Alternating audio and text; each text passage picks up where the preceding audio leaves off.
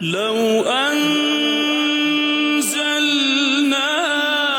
هذا القرآن على جبل لرأيته خاشعا.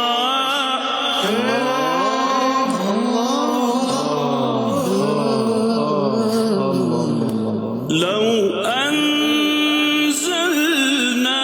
هذا القرآن على جبل لرأيته خاشعا متصدعا من خشية الله.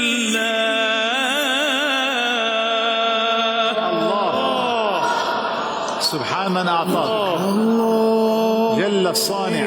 الله الله الله الله. يا سلام. سلم. وتلك الأمثال نضربها للناس